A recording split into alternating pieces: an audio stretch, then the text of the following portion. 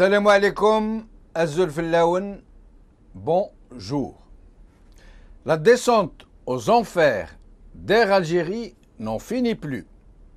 Il faut dire que le gouvernement fait tout pour compliquer les choses, comme si tout était pour le mieux, dans le meilleur des mondes. Qui nomme-t-on ministre des Transports pour une situation aussi difficile? On nomme l'homme le plus compétent du pays. Celui qui a réalisé le projet du siècle, dit le goudron Gruyère. Pour calmer un peu les ardeurs guerrières des passagers d'Air Algérie, voilà que le PDG d'Air Algérie se met à nous chantonner une histoire nationaliste, qu'Air Algérie, c'est pas comme Air France, que c'est la compagnie des Algériens, qu'entre Air Algérie et les Algériens, il y a une relation fusionnelle, etc., etc. C'est incroyable, parce qu'il faut calmer la colère des gens. Quand ils se taisaient, quand ils se subissaient, personne ne s'inquiétait de leur sort. Et quand ils crient leur ras-le-bol, quand ils trouvent des gens pour les représenter dignement, comme l'ont fait les gens qui vont passer maintenant devant vous pour vous parler, alors là, on leur sort le grand jeu sentimental. Aujourd'hui, nous allons voir TSA. Un enfant de 9 ans disparaît 30 heures durant un vol d'Air Algérie. Liberté. Une chronique de Mostafa Hamouche. Air Algérie, l'État et nous. Là, il rigole un peu, Mostafa Hamouche, sur cette déclaration sentimentale du PDG d'Air Algérie. Et enfin, TSA, Air Algérie, le cauchemar des voyageurs continue. Aujourd'hui, nous allons recevoir Salah Hijab et Issa Zaybek, le premier et président du CCTA, collectif contre la cherté des transports vers l'Algérie. Et le deuxième, c'est Issa Zaybek, qui est membre du même collectif. Je veux juste préciser avant de les recevoir que ce collectif a réellement réalisé un prodige. Et on se prend à rêver, à se demander, à se dire que si les Algériens pouvaient se mobiliser de la même manière que se sont mobilisés les membres de ce collectif pour parler aux Algériens, à leurs compatriotes, pour riposter, pour contester, pour mettre sur la table leurs problèmes, pour interpeller les autorités, pour aller les voir n'importe où, pour organiser des manifestations, des sit-ins, comme l'a fait le CCTA. Je suis sûr et certain que l'Algérie se relèverait tout entière de la mélasse où elle est en train de patauger. C'est pour ça que je veux remercier en tant qu'Algérien les membres du CCTA pour tout ce qu'ils ont fait et pour ce qu'ils continuent de faire, parce qu'ils ne baissent pas les bras et ils continuent de lutter pour tous ces passagers, ces millions de passagers qui sont traités par-dessus la jambe. Aujourd'hui, nous allons donc les recevoir. Salah Hijab, merci d'avoir encore une fois accepté notre invitation. Allô, salam alaikum Jamal. Bonjour à tous les spectateurs de Al-Maghribiyya. Je précise juste, je suis le porte-parole de CCTA. Juste une précision, nous n'avons pas de président dans CCTA. Nous sommes des membres en travail du même niveau. Donc, voilà, juste une précision. Bravo. C'est encore quelque chose à saluer dans ce cas. Si Salah Hijab, la compagnie Air Algérie, maintenant, nous apprend qu'ils viennent de limoger des cadres centraux. Il semble que ce ne soit pas le cas, que ce soit des trucs juste pour... c'est de la poudre qu'on nous jette aux yeux. Qu'est-ce que vous en avez appris vous-même? Nous avons appris au début un article où c'était écrit que Monsieur Boltif, le chef de cette compagnie, qui a beaucoup de difficultés depuis son arrivée, il a limogé 4 directeurs. On s'est posé la question, est-ce qu'il a limogé ou il les a juste déplacés? Après, il y a une confirmation que parmi les 4, il y en avait 2 qui étaient ex-pilotes, ils ont repris leur poste de pilote, et les 2 autres, ils sont en suspens, mais ils continuent de toucher leur salaire.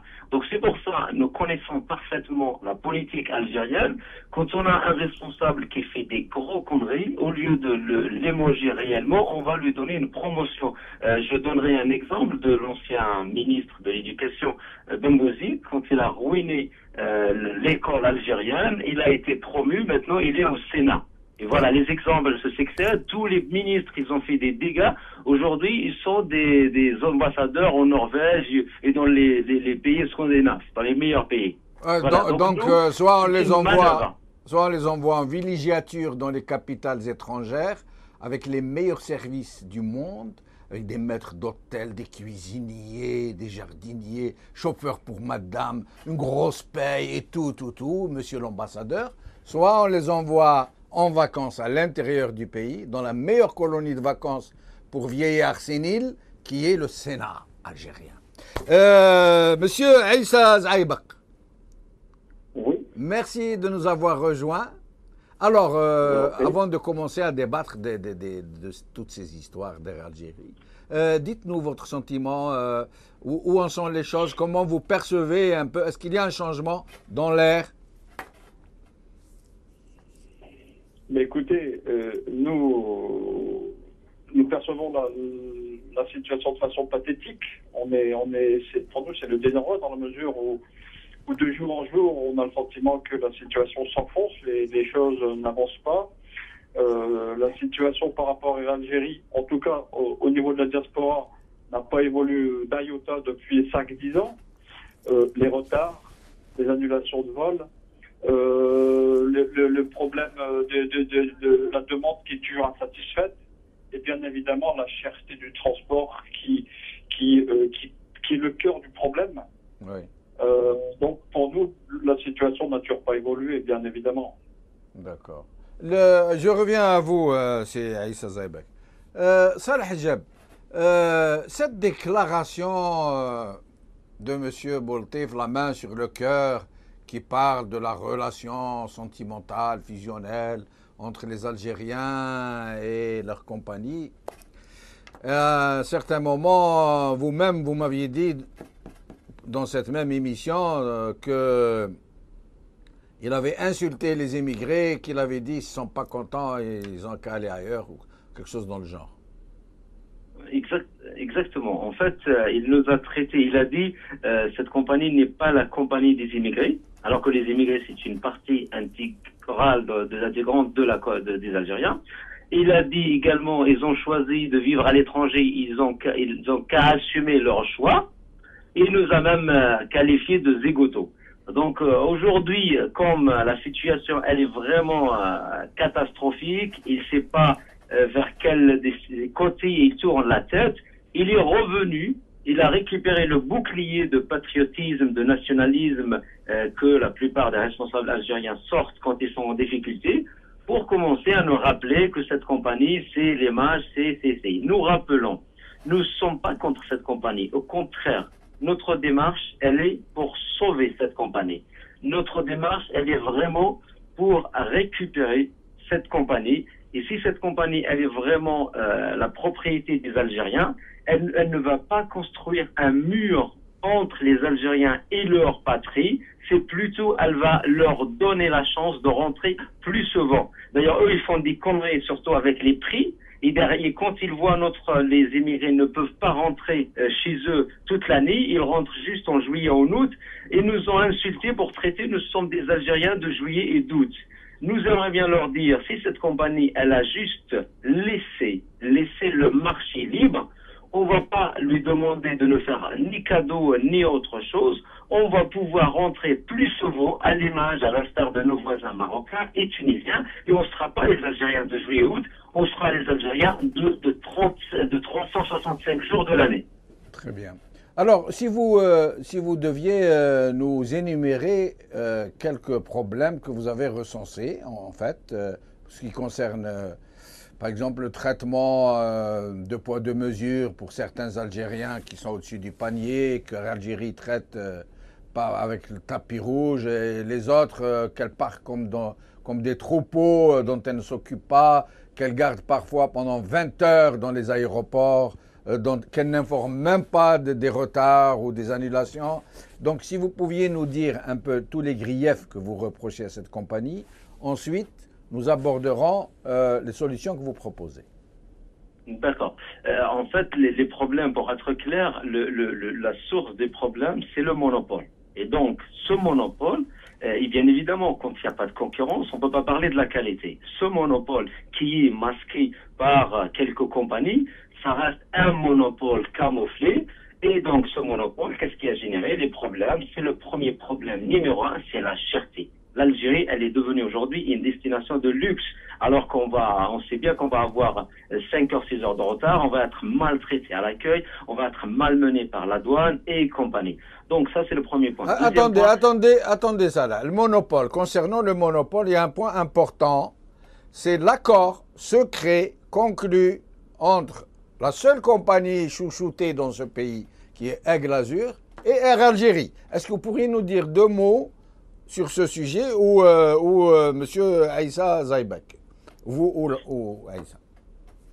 Alors, je pourrais dire quelque chose et je laisserai si Aïssa a des choses à rajouter. Donc, ce monopole, comme nous avons bien précisé, il est masqué par deux façons. La première façon, le premier pseudo-concurrence, c'est Aigle Azur.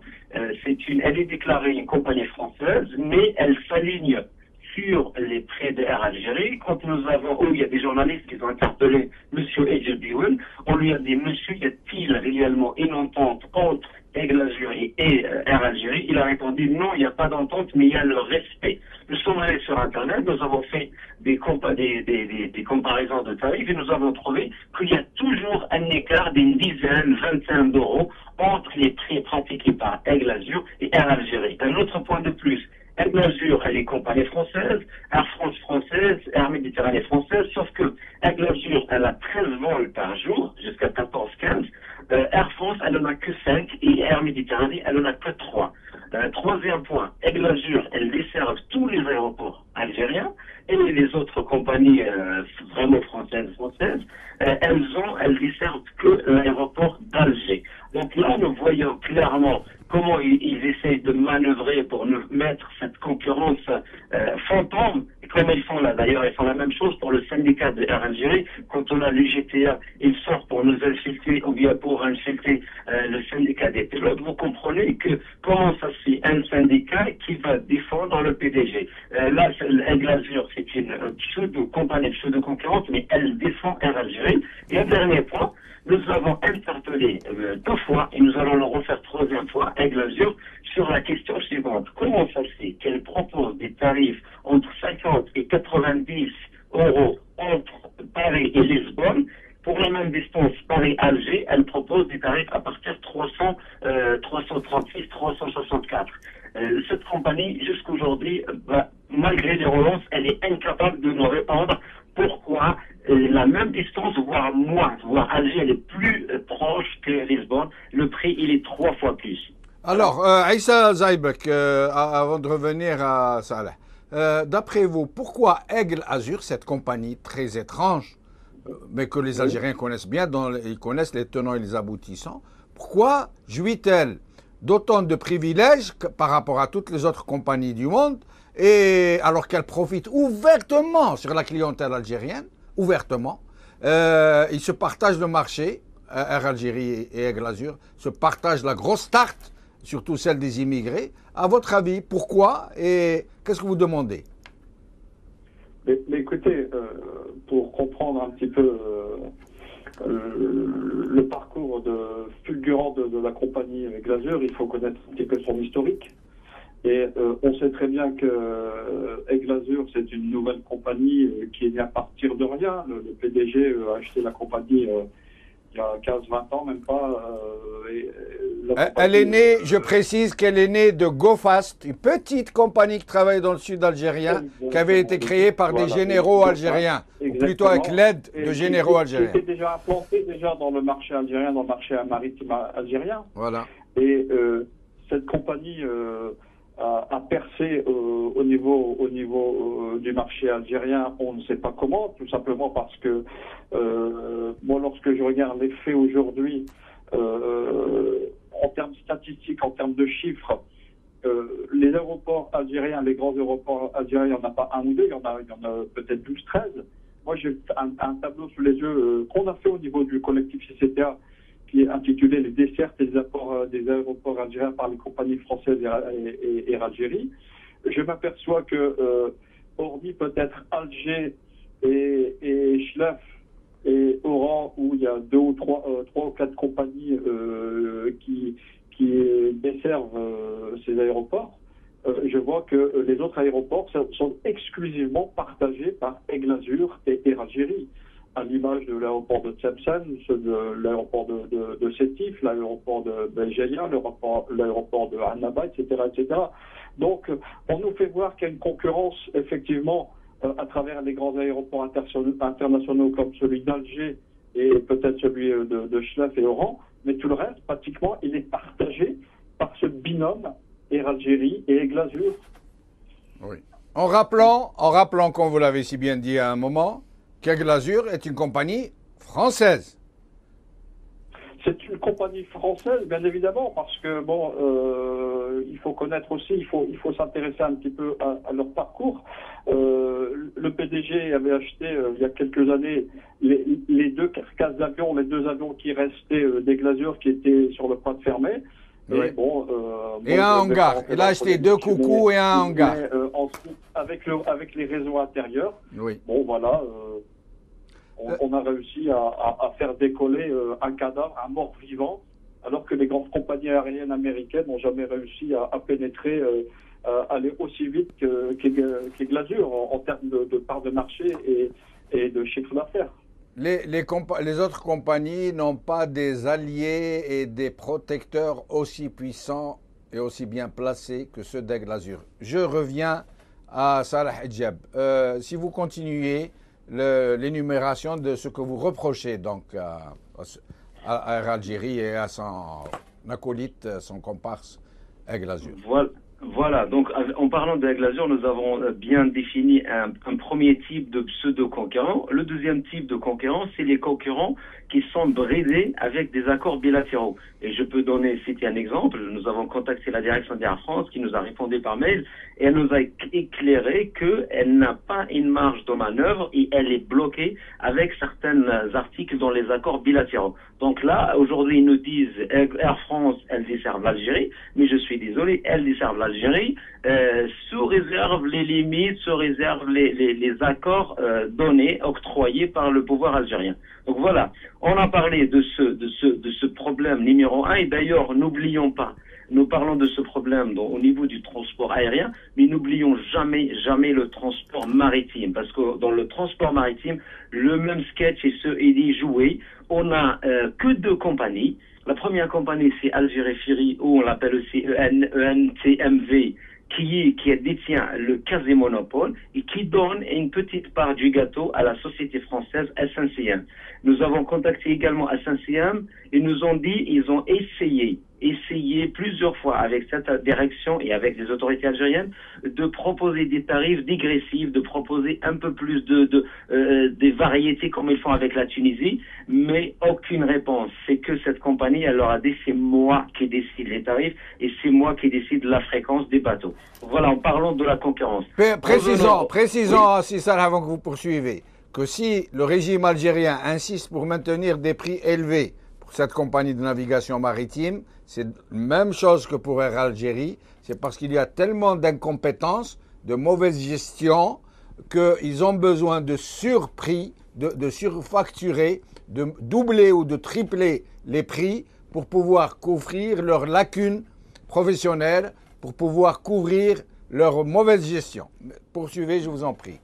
Exactement. Et donc, là, en reprenant juste ce mot, en parlant d'un prix exorbitant, pour nous, le prix exorbitant, c'est une sorte de porte fermée. Mais comment vous me dites que c'est votre maison et vous me ferez la porte au nez? Donc, c'est pas normal.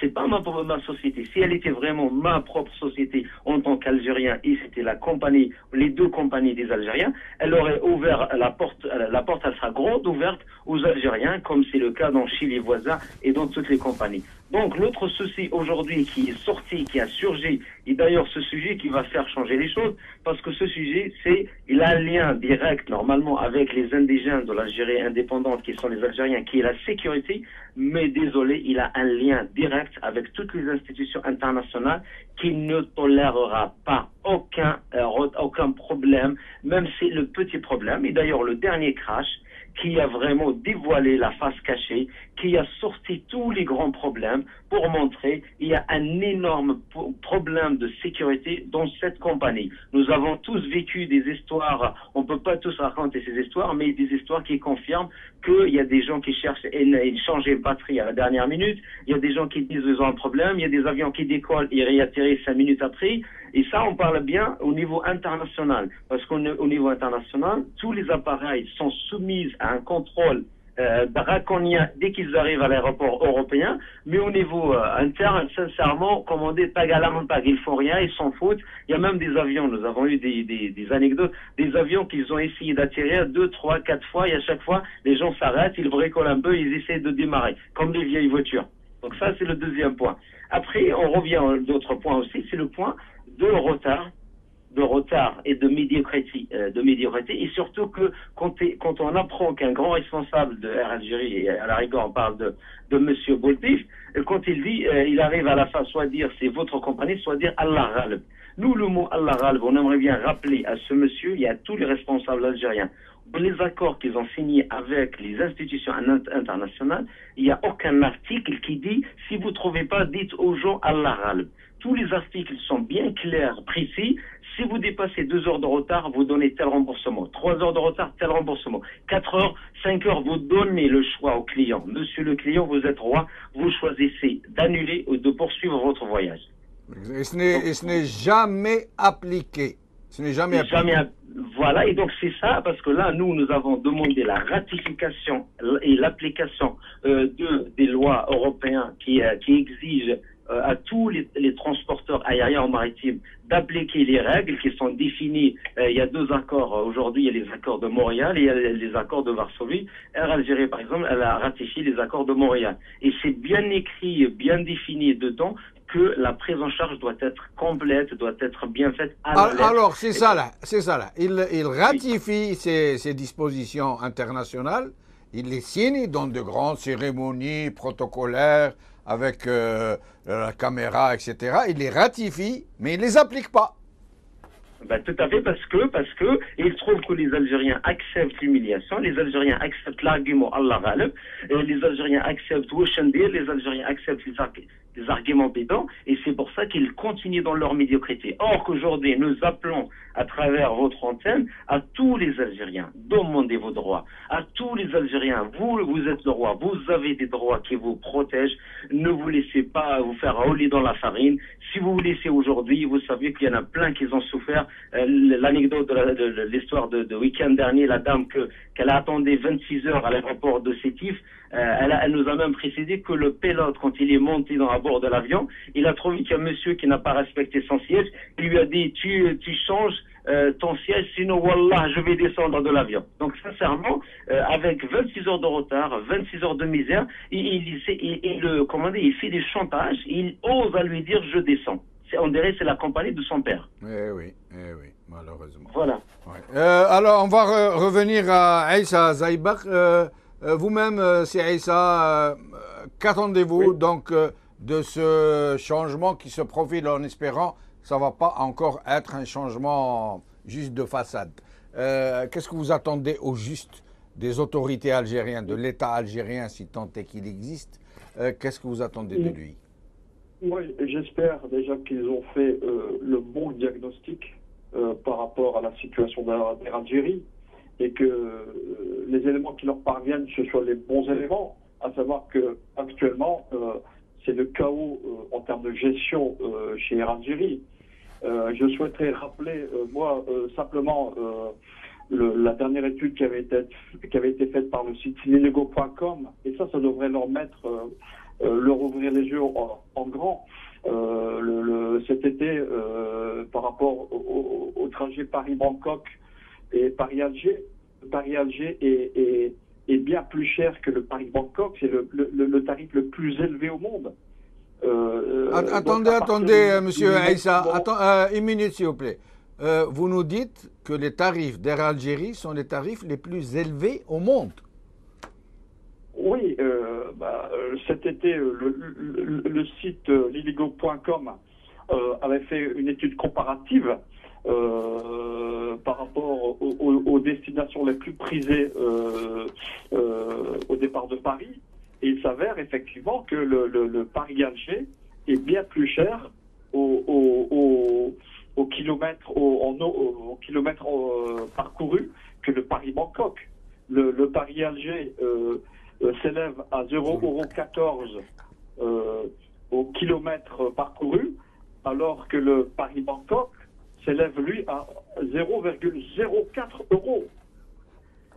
Ok. Donc, oui. C'est bien ça. Oui. Si on devait transposer le prix du Paris-Bangkok au Paris-Alger, en toute logique, le Paris-Alger devrait, en été, coûter aux consommateurs algériens 108 €. Voilà, c'est clair et c'est net. Actuellement, exactement, il est au minimum en période estivale à 550 €. Parce qu'ils ont besoin de la différence que vous leur versez, je l'ai déjà dit au début de l'émission, pour combler les lacunes professionnelles de leur mauvaise gestion.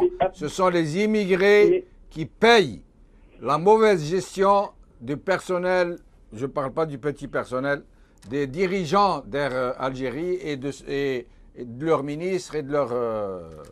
tout ce qui... Absolument. Voilà. Il suffit simplement de prendre les données statistiques qu'on peut trouver sur le site d'Air Algérie. Hein. Ça, c'est assez officiel, ça c'est connu de tous. Une petite étude et une petite vidéo que nous avions fait il y a quelques temps au niveau du CCTA. Nous avions comparé la compagnie Air Algérie à la compagnie une autre compagnie européenne, Ryanair, on ne va pas la citer. Même les deux compagnies disposent du même nombre de personnel, à savoir entre 9 et 10 000 salariés. Oui. Air Algérie dispose de 40 appareils, Ryanair 270 appareils, mais écoutez-moi bien, et c'est là ce qui est quand même fou, hein, c'est qu'avec pratiquement le même nombre de personnel, Air Algérie n'a transporté il y a quelques années que 3,5 millions de personnes, et Ryanair en a transporté 72 millions. Sur ce chiffre, on arrête, cette émission est terminée, mais c'est très clair, ce chiffre est parlant. Je vous remercie, messieurs, pour nous avoir éclairés, et je vous promets qu'El Magharibiya reviendra sur ce sujet et se fera un plaisir de vous inviter encore une fois. Cette émission est maintenant terminée. Salam alaikum. Azul. Qawla khair. Gadou, Inch'Allah.